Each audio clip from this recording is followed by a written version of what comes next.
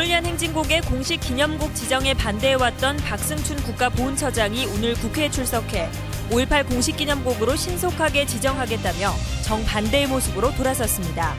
국민의 뜻이 보훈처장의 생각을 바꿨습니다. 국립아시아문화전당 공사를 위해 옛 전남도청 별관 일부가 헐렸습니다. 최근 5.18 역사 왜곡 논란과 맞물려 씁쓸한 뒷맛을 남기고 있습니다. 광주은행의 분리매각을 앞두고 그동안 지방은행으로서 제 역할을 했는지 되짚어봐야 한다는 목소리가 높습니다. 기아 타이거즈가 연이은 악재 속에 또다시 부진한 모습을 보이고 있습니다. 이번 주 SK, 롯데와의 경기에서 분위기를 반전시킬 수 있을지 주목됩니다.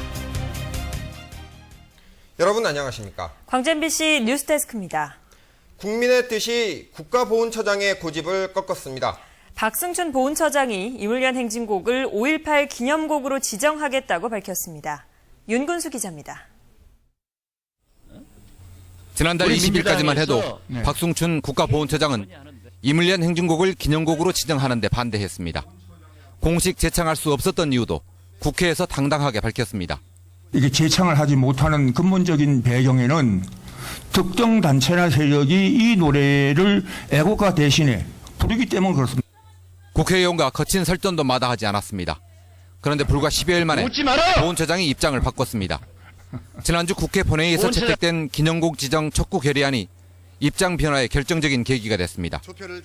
국회 법사위에 다시 출석한 박승춘 보훈처장은 국회 결의안을 존중해서 기념곡 지정을 신속하게 추진하려 한다고 밝혔습니다. 이러한 것이 의결됐으면 정부에서는 보훈처에서는 기념곡으로 지정하십니까?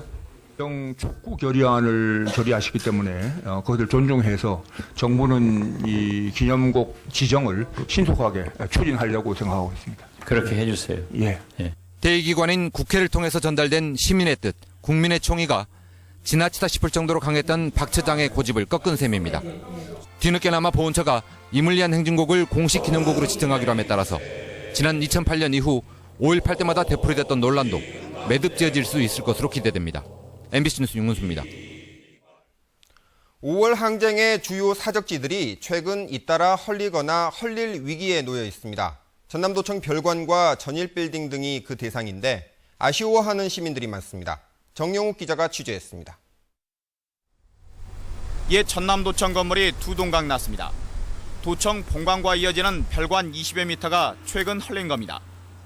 아시아 문화전당 건립을 위해 원형 보존이냐 부분 보존이냐 하는 갈등이 일단락됐던 2010년 말 이후 2년 6개월 만입니다. 헐린 별관 자리에는 통로로 쓰이는 철골 구조물이 들어섭니다. 두 동강 난 건물을 바라보며 시민들은 안타까움을 표합니다. 그 역사적인 그 5.18인데 지금 5.18이 또 말도 많잖아요. 근데 그 시점이랑 좀 겹쳐가지고 좀 마음이 안 좋긴 해. 한나의 역사 그런 부분이잖아요. 그러니까 남아있는 게 좋을 것 같아요, 제 생각은. 5.18 사적지는 아니지만 도청 못지않은 상징물인 전일빌딩 역시 잔디광장과 지하주차장 조성을 위해 헐릴 처지에 놓여 있습니다. 다만 최근 재활용하자는 여론이 일면서 곧바로 철거될 위기는 간신히 넘겼습니다. 5.18 최근에 이제 그런 역사 문제, 여론 등등 고려해서 이 문제를 좀 시민들 의견을 수렴해가지고 그 결과에 따라서 처리하는 게 좋지 않겠는가. 5월 관련 단체들은 5.18 역사 왜곡이 심한 요즘 5.18의 상징 건물은 원형 보존을 해야 하지 않냐고 강조합니다. 보수 세력의 의도에 본의 아니게 따라가는 듯한 해서 참 씁쓸하죠.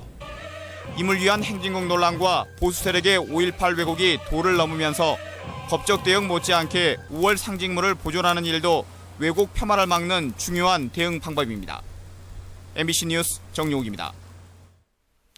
전국에서 시국선언이 잇따르는 가운데 광주 지역 종교단체들도 국정원 대선 개입 의혹에 대해 진상규명을 촉구했습니다.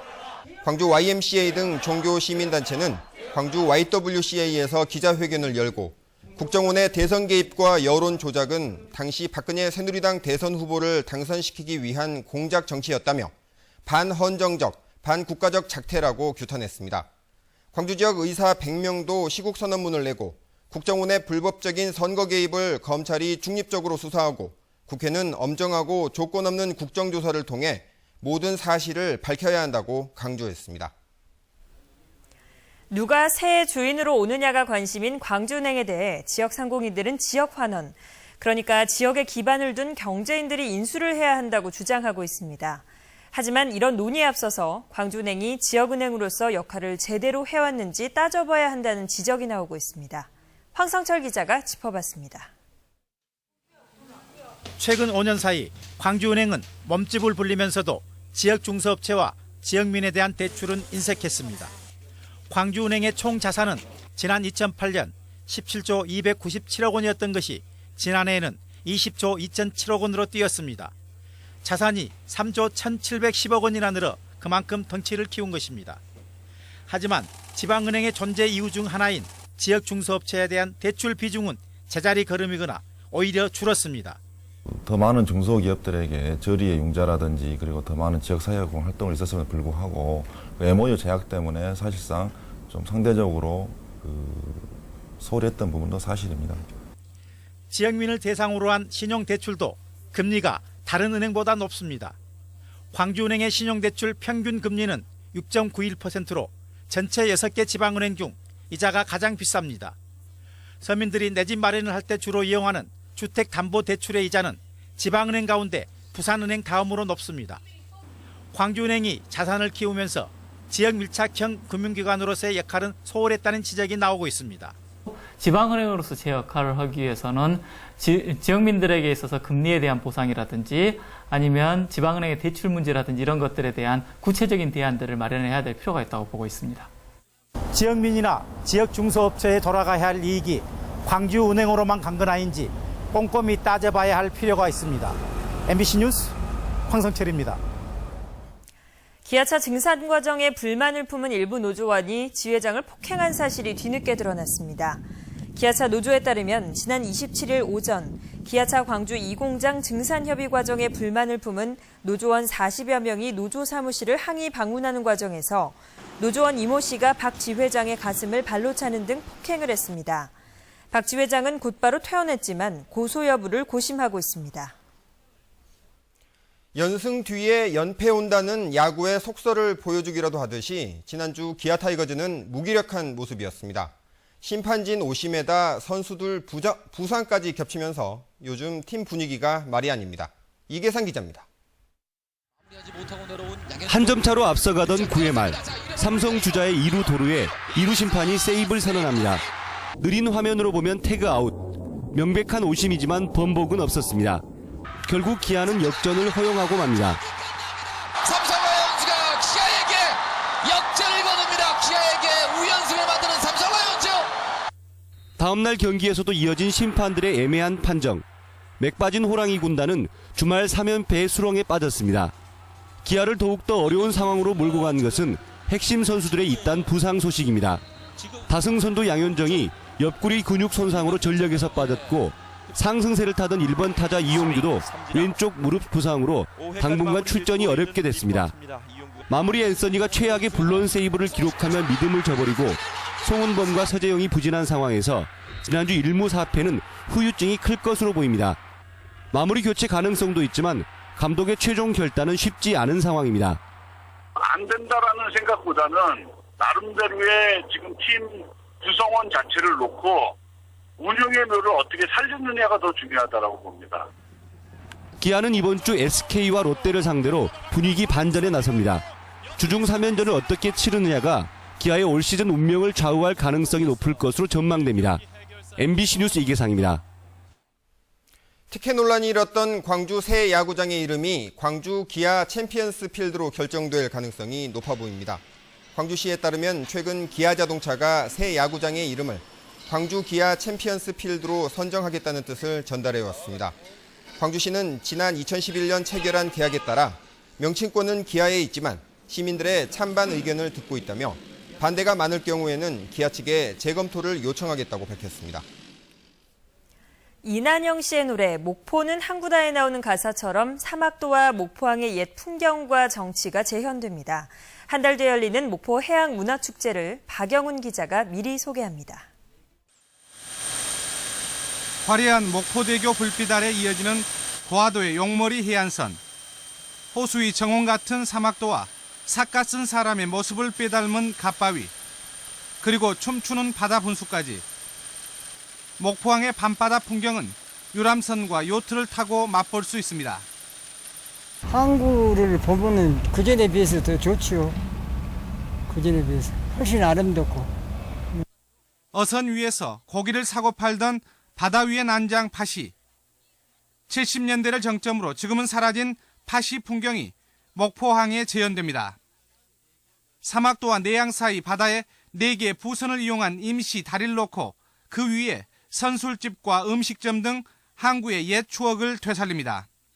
불꽃쇼와 물고기 등 페스티벌 등 다채로운 공연이 선보입니다. 어린이 바다과학관에서는 세계 선박 모형 전시회 등으로 어린이들에게 재미를 선사합니다.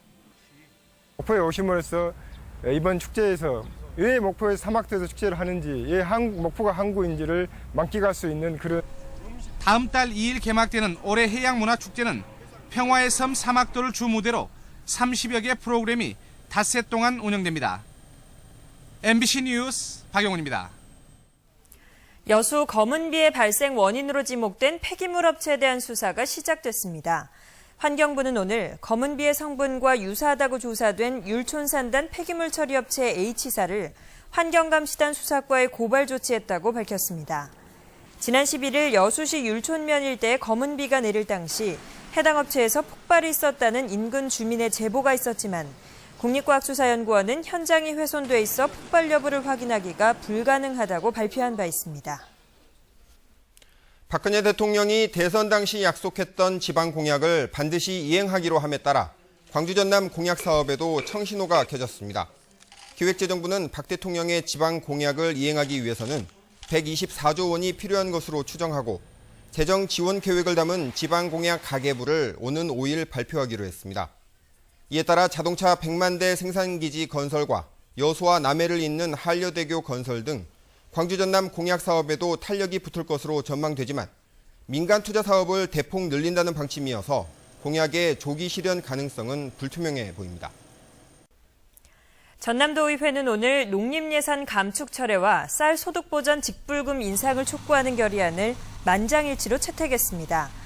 도의회는 농림사업 재원 확보와 쌀 목표 가격을 80kg당 17만 원에서 21만 원으로 인상해달라는 내용의 결의안을 청와대와 정부에 보낼 계획입니다.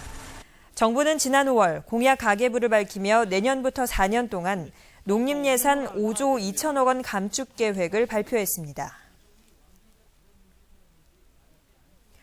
광주은행 노동조합은 오늘 성명을 내고 광주은행 출신 최고 경영자 선임을 요구했습니다. 광주은행 노조는 오늘 성명에서 급변하는 금융 환경에서 조직 내부의 안정과 직원의 신망을 바탕으로 조직을 이끌기 위해서는 광주은행 출신의 행장이 필요하다고 강조했습니다.